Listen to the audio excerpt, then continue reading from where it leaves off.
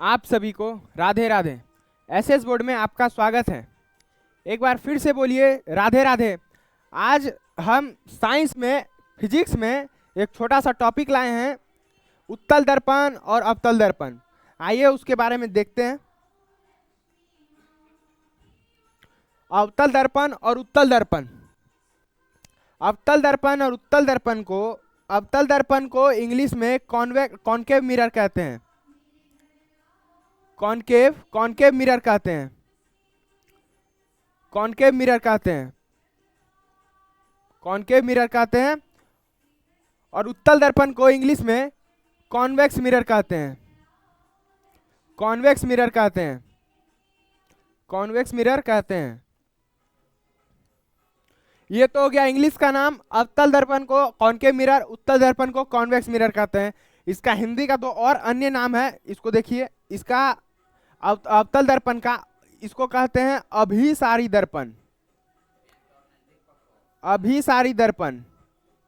अभिसारी दर्पण। और एक उत्तल दर्पण को अपसारी दर्पण।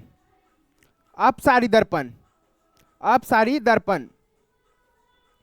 इसको ट्रिक बताते हैं, इसको याद कैसे रखना है, क्योंकि एग्जाम में देता है कि अवतल दर्पण का कोई पूछेगा, जैसे कि किसी में पूछ दिया कि गाड़ी के हेडलाइट में क्या लगा रहता है, तो वो नहीं देगा अवतल दर्पण, क्या चीज दे देगा, अभिसारी अपसारी दर्पण दे देगा। तब समझ में नहीं आएगा कि अपसारी दर्पण होगा कि अभिसारी दर्पण होगा। इसका ट्रिक बता देते हैं। इसका ट्रिक होगा, जैसे कि आपका दोस्त है, फ्रेंड है अभी नाम का, तो आप उसको बुला रहे हैं अभी आओ, अभी आओ, तो अभी आओ, अभी आओ, तो अवतल दर्पण हो गया। अभिसारी दर्पण अवतल दर्पण हो गया। क्या चाहिए वो बच गया, अपसारी दर्पण, तो उत्तल दर्पण हो गया।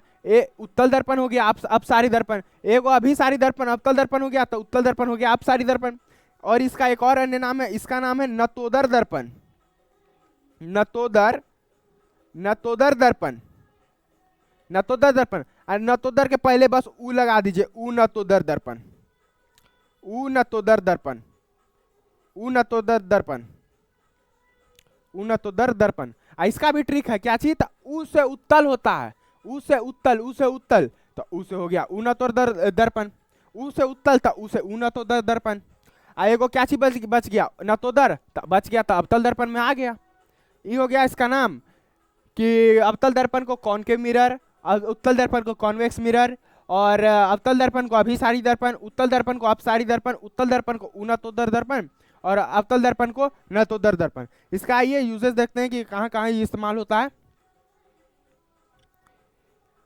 इसका पहले तो डॉक्टर साहब जो रहते हैं, डॉक्टर साहब जितने, वो इसमें एक ट्रिक याद कर लीजिएगा, डॉक्टर साहब बहुत इस्तेमाल करते हैं इसमें।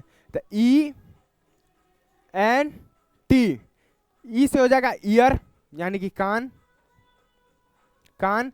एन से हो जाएगा नोज यानी कि नाक, नाक। टी से हो जाएगा थ्रोट यानी कि गला, गला, गला। तो ई एन टी डॉक्टर, जो ई एन टी डॉक्टर रहते हैं, कान, नाक और गला के, वो अवतल दर्पण का उपयोग करते हैं, क्योंकि कान में कुछ बीमारी हो गया, नाक में, गला में, इस सब में बीमारी हो गया, तो उसको देखने के लिए अच्छा से इसका अवतल दर्पण का प्रयोग होता है। अवतल दर्पण का और कहाँ कहाँ प्रयोग होता है, तो अवतल दर्पण का प्रयोग होता है गाड़ी के हेडलाइट में, गाड़ी के हेडलाइट में, गाड़ी के हेडलाइट में, हेडलाइट में, हेडलाइट में होता है। और कहाँ प्रयोग होता है, तो इसका प्रयोग होता है जैसे कि ये, इसमें एक टॉपिक याद कर लीजिएगा, पहले बता देते हैं। ये प्रकाश, प्रकाश, प्रकाश एकत्रित करता है, प्रकाश एकत्रित करके भेजता है, प्रकाश एकत्रित करके भेजता है। ये याद कर लीजिएगा, तो इसका एग्जाम्पल भी आपको और अच्छा से याद हो जाएगा कि अवतल दर्पण का और एग्जाम्पल क्या होता है। अवतल दर्पण प्रकाश को एकत्रित करके भेजता है, तो प्रकाश को एकत्रित कैसा कैसा चीज होता है, जैसे कि देखिए टॉर्च, टॉर्च प्रकाश को एकत्रित करके भेजेगा। मारिएगा टॉर्च एकदम जाएगा, एकत्रित हो गए, आई जाएगा। इसमें लेजर लाइट होता है, लेजर लाइट, लेजर लाइट एकत्रित करके एकदम भेजता है अपना प्रकाश को। तब टॉर्च, लेजर लाइट, और इसको जो दाढ़ी बनाते हैं, सलून में बाल बनाते हैं, दाढ़ी बनाते हैं, उसमें अवतल दर्पण का प्रयोग होता है। और टॉर्च में, लेजर लाइट में प्रकाश एकत्रित करके भेजता है। गाड़ी के हेडलाइट में कान, नाक, गला के डॉक्टर इस्तेमाल करते हैं, ईएनटी डॉक्टर इस्तेमाल करते हैं। सैलून में सोलर कुकर में। और उत्तल दर्पण, उत्तल दर्पण का उपयोग होता है, उत्तल दर्पण का प्रयोग होता है जैसे कि देख ली गाड़ी के साइड मिरर में, गाड़ी के हेडलाइट में अवतल दर्पण, और गाड़ी के साइड मिरर में, साइड मिरर में, साइड मिरर में, साइड मिरर में उत्तल दर्पण का प्रयोग होता है। गाड़ी के हेडलाइन में अवतल दर्पण, गाड़ी के साइड मिरर में उत्तल दर्पण का प्रयोग होता है।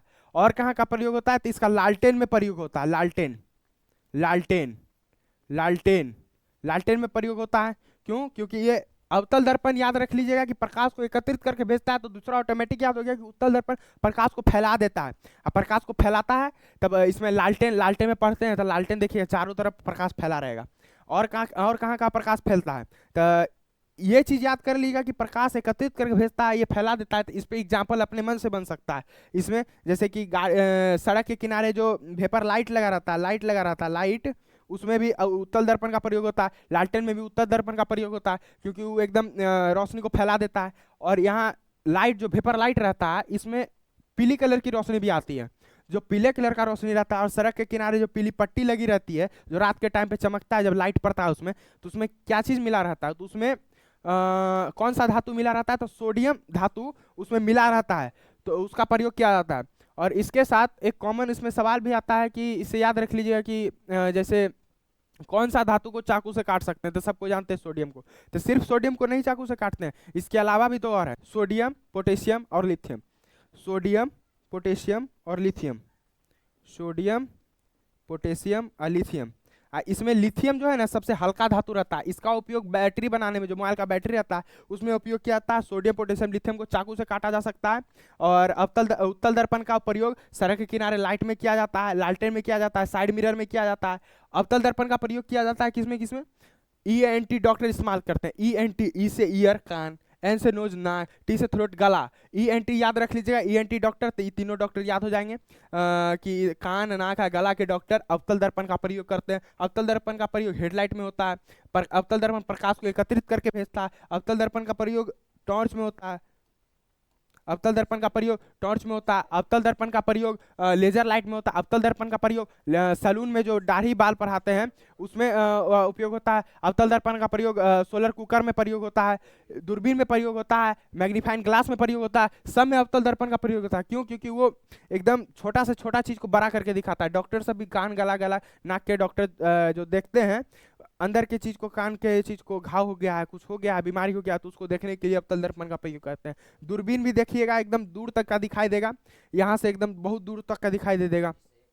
इससे एक न एक क्वेश्चन बिहार बोर्ड में और कंपटीशन में भी बहुत छोटा सा टॉपिक है उत्तल दर्पण अवतल दर्पण, लेकिन इससे एक न एक क्वेश्चन जरूर पूछता है। और बहुत कॉमन नाम में भी कंफ्यूजन कर देता है कि अपसारी दर्पण कौन है, अभिसारी दर्पण कौन है, तो नतोदर दर्पण कौन है, तो उनतोदर दर्पण कौन है। तो इसका ट्रिक तो हम बता दिए हैं, याद कर लीजिएगा कि याद तो हो गया होगा कि अवतल दर्पण, अभिसारी दर्पण, अभी आपका दोस्त है तो अभी आओ, अभी को बुला रहे हैं आओ, तो अवतल दर्पण हो गया। एक बच गया, एगो याद हो गया था, एगो बच गया अपसारी दर्पण, अपसारी दर्पण बच गया तो उत्तल दर्पण हो गया।